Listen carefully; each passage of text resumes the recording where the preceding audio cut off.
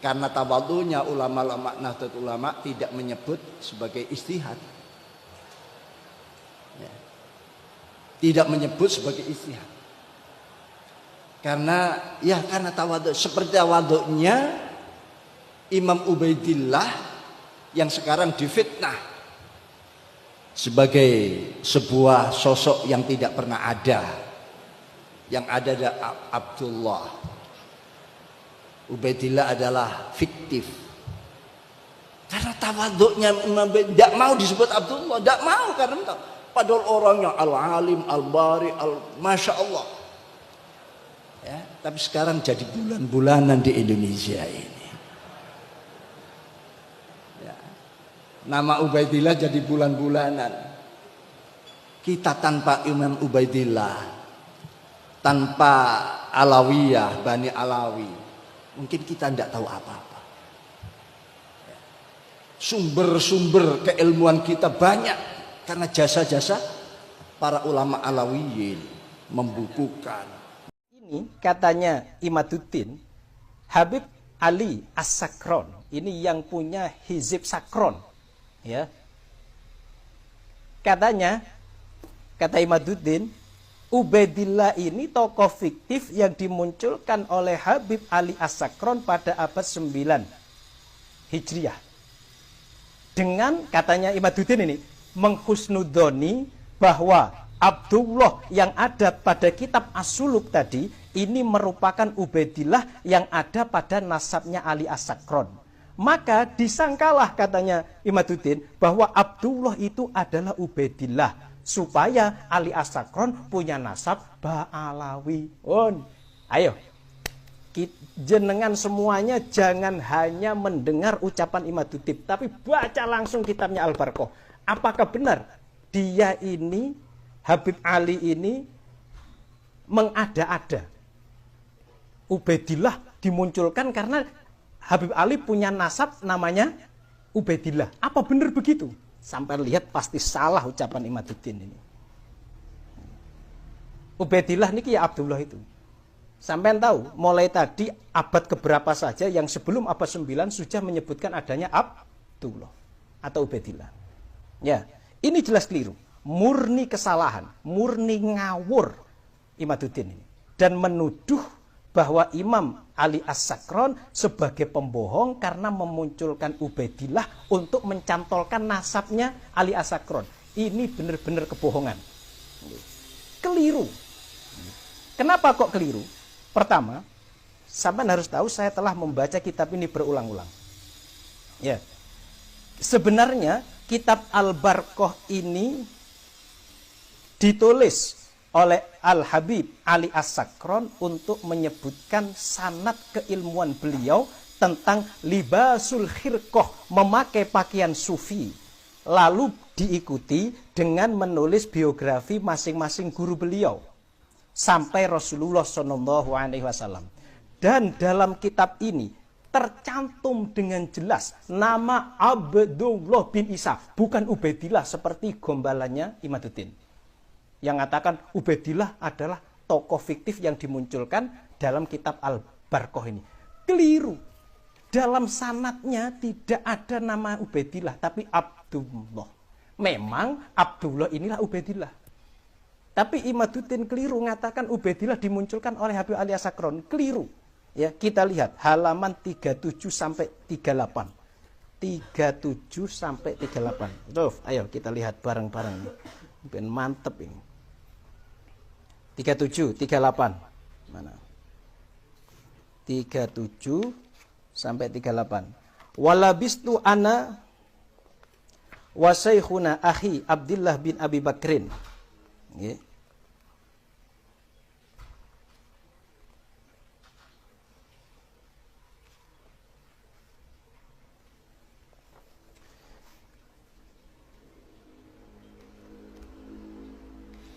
Walabistu ana wa sayhina akhi Abdullah bin Abi Bakrin min yadi walidina.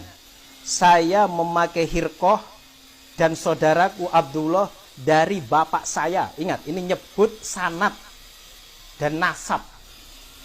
As-Syekh Abi Bakar bin Syekh Abdullah Al-Kutub. yang punya julukan Al-Idrus.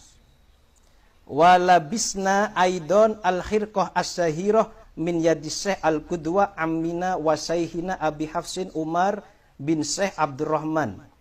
Jadi dari dua orang, dari bapaknya dan dari pamannya, yaitu Umar bin Syekh Abdurrahman As-Segaf. Lalu keduanya ini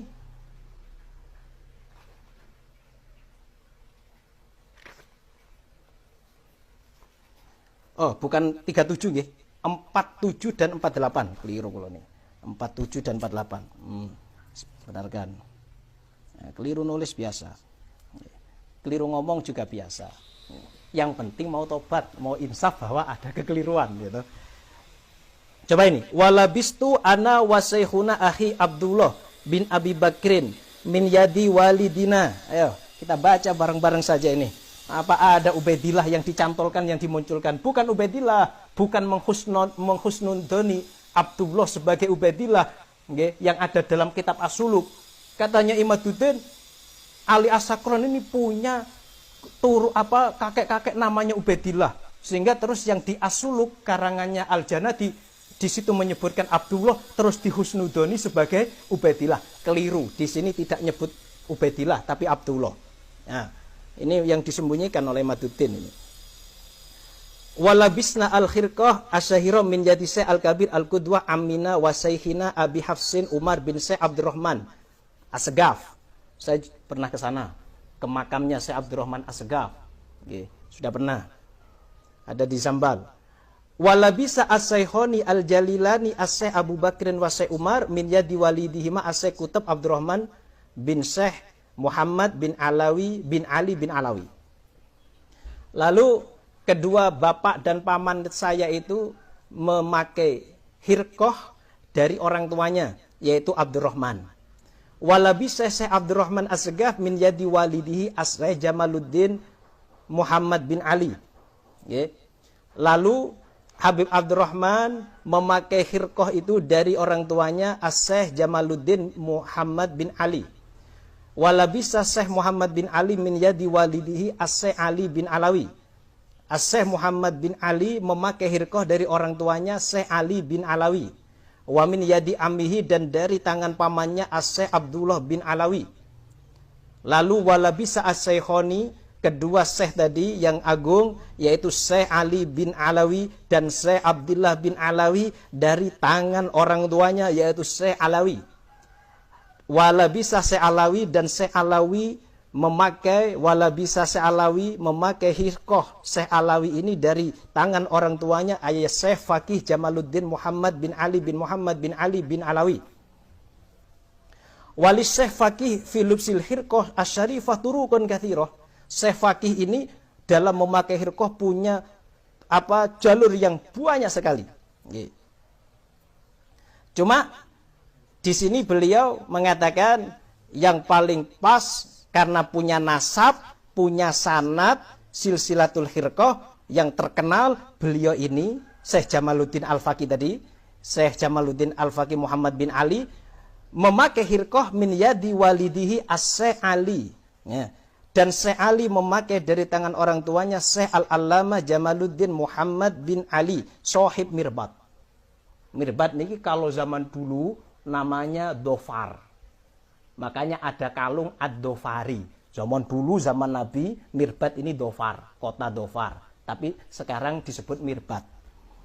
Lalu Jamaluddin Sohib Mirbat, Muhammad bin Ali Sohib Mirbat ini memakai dari siapa orang tuanya? As-Syekh Allama Ali bin Alawi.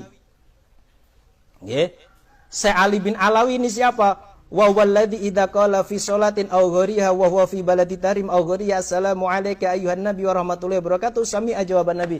Ini Al-Habib Ali bin Alawi ini kalau baca assalamu alayka ayyuhan nabi, beliau langsung krungu Nabi jawab waalaikumsalam.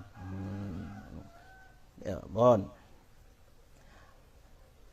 Walabisa Syekh Ali memakai hirqah dari siapa nih? Syekh Ali bin Alawi, dari tangan orang tuanya yaitu Syekh Alawi bin Muhammad. Syekh Alawi bin Muhammad memakai dari tangan orang tuanya yaitu Syekh Muhammad bin Alawi. Syekh Muhammad bin Alawi memakai hirqah dari tangan orang tuanya yaitu Syekh Alawi bin Syekh Abdillah. bin Ahmad. Abdullah bin Ahmad. Syuf, lihat. Bukan Ubaidillah. Tidak nyantolkan Ubaidillah. Enggak. Nasab beliau, orang tua beliau, bukan Ubaidillah. Tapi siapa? Abdullah. Cuma Abdullah ini saking tawaduknya, ini nanti ada di halaman selanjutnya. Ya. Jadi yang ada di nasabnya Ali As-Sakron, bukan Ubaidillah. Tapi siapa? Abdullah ini bin Syekh Abdullah bin Ahmad. Lalu wala bisa Se'alawi memakai dari Abdullah. Abdullah dari orang tuanya yaitu Syekh Abdullah, ya. Syekh Alawi memakai dari orang tuanya yaitu Syekh Abdullah. Syekh Abdullah memakai dari orang tuanya yaitu Ahmad bin Isa. Ya. Urut mau enggak nih? Urut dari orang tua sampai kepada Kanjeng Nabi nih. Ini jadi yang ada dalam kitab Al-Barqah ini bukan Ubaidillah. Nasabnya Ali As-Sakron, Habib Ali As-Sakron bukan Ubaidillah terus menghusnudoni dalam kitab Asluk kok ada Abdullah ya. Wah, berarti Abdullah ini adalah Ubaidillah kakekku. Ora koyo ngono. Yang ada di sini dalam kitab Al-Barqah ini adalah Abdullah, bukan Ubaidillah. Tapi Ubaidillah inilah yang terkenal dan ditulis oleh orang-orang Yaman, Hadramaut. Orang Hadramaut itu, gitu, nyebutnya Ubaidillah. Jadi yang terkenal di Hadramaut yang ditulis ini adalah halaman 150, okay? 150. Yang ditulis adalah Ubaid bin Ahmad bin Isa. Okay. Ubaid bin Ahmad bin Isa. Tapi yang dimaksud ini adalah Abdullah. Kenapa kok dibaca Ubaid? Karena saking tawaduknya beliau ini tidak mau disebut Abdullah, maka ditasghir Ubaidillah. Ubaidillah artinya hamba kecil Allah. Saking tawaduknya beliau mengatakan demikian. Pun jelas nggih? Iki sudah tertolak sudah. Anggapan Ubaidillah atau Abdullah itu dimunculkan oleh Ali As-Sakron, tertolak. Yang nolak ya sini sendiri. Nah, ini kekurang telitian dalam memahami teks karena terlanjur sejak awal siapa namanya Imaduddin ini sudah mengatakan sejak awal dia punya apa namanya kesimpulan bahwa Abdullah bukan anaknya Ahmad bin Isa. Yang kedua, Habib Ali As-Sakron tidaklah menulis kitab Al-Barqah ini dengan ngawur, tanpa referensi, bukan. Habib Abdul Ali ini hafal Quran, waliullah, pakar hadis, orang top. Ini tidak nulis kitab Al-Barqah dengan ngawur. Saya sudah baca kitab ini. Dan di situ sering beliau ngutip kola fi. Salah satunya adalah kitab As-Suluk fi Tabaqatil Ulama wal Muluk. Nah, kitab ini ditulis oleh Al-Janadi wafat tahun 732. Dengan jelas di kitab ini disebutkan adanya Abdullah bin Isa, halaman 150. Silahkan dilihat di sini.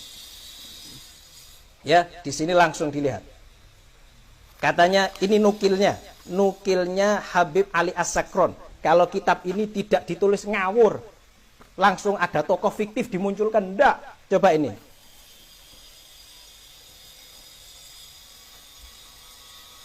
Waqad fahimta mimma taqaddama awalan mangkulan min tarihil Janadi wa talkhisil awaji wa sabaqa bihil kalam fi tarjamatil Imam Abil Hasan Ali bin Muhammad bin Ahmad Jadid annahu Abdullah bin Ahmad bin Isa haitsu qala al-Janadi fi tarihihi wa minhum Abul Hasan Ali bin Muhammad bin Ahmad bin Muhammad al-Makniyu atau al-Mukanna bi Jadid bin Ali bin Muhammad bin Jadid bin Abdullah bin Ahmad bin Isa.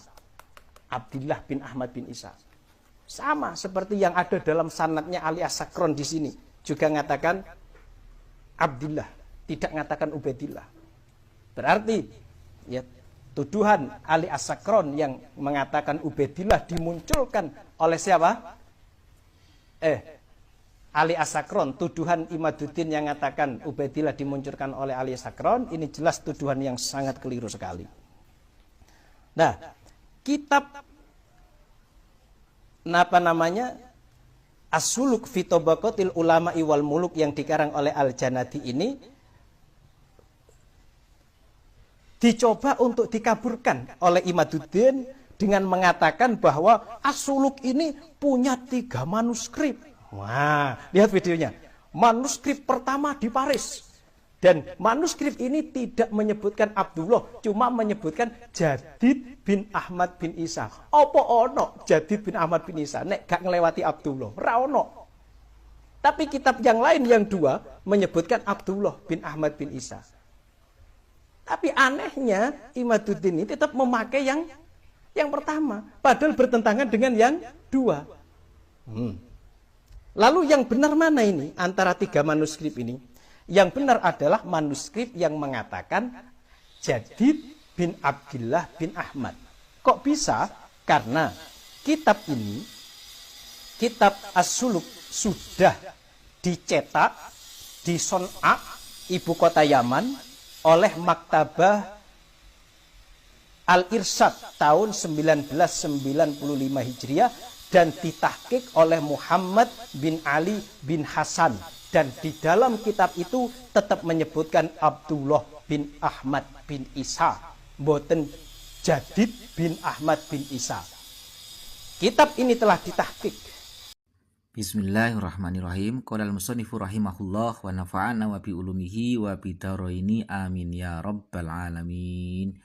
Di dalam kitab Risalah Ahlus Sunnah wal Jamaah yang ditulis oleh Hadratus Syekh Kiai Haji Hasyim Asy'ari rahimahullahu wa ardhah, pada halaman yang ke-17 di dalam bab atau faslun fi bayani wujubi taklidi liman laisa lahu ahliyatul istihadi.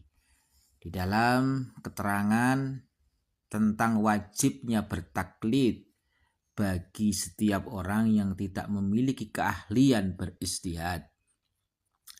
Qala al-muallif, pengarang kitab ini, Mbah Hasyim Asy'ari mengatakan, yajibu inda jumhuril ulama'i al-muhaqqiqin ala kulli man laisa lahu ahliyatul istihadil mutlaqi wa in kana qad hasala ba'dul ulumi al-mu'tabirati fil istihadi taqlidu qaulil mustahidina wal akhdu bi fatwahum. Al-muallif mengatakan wajib menurut pendapat jumhurul ulama bagi setiap orang yang tidak memiliki keahlian melakukan istihad mutlak, meskipun seseorang tersebut sudah memiliki sebagian ilmu di dalam urusan istihad, maka tetap berkewajiban bertaklid, sebaiknya bertaklid mengikuti kaul-kaul atau pendapat-pendapat ulama mustahidin dan mengambil fatwa-fatwanya. Tujuannya apa? Liyahruja an uhdati taklifi bitaklidi ayyahum sa'a, agar bisa terlepas dari ikatan kewajiban di dalam bertaklid kepada ayyahum sa'a, kepada ulama mustahid yang dia inginkan.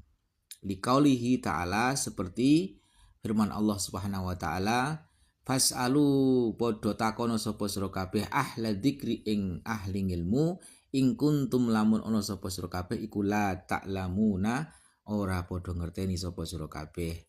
Fas'alu ahla dzikri ing kuntum la ta'lamun, bertanyalah kalian semua kepada ahli ilmu apabila kalian tidak mengetahui. An-Nahl. Di dalam ayat ini fa'auja basu'ala, Allah mewajibkan untuk bertanya alaman lam ya'lam dalik, bagi orang yang tidak memiliki pengetahuan ya di dalam masalah keilmuan, agar bertanya kepada ahli ilmu.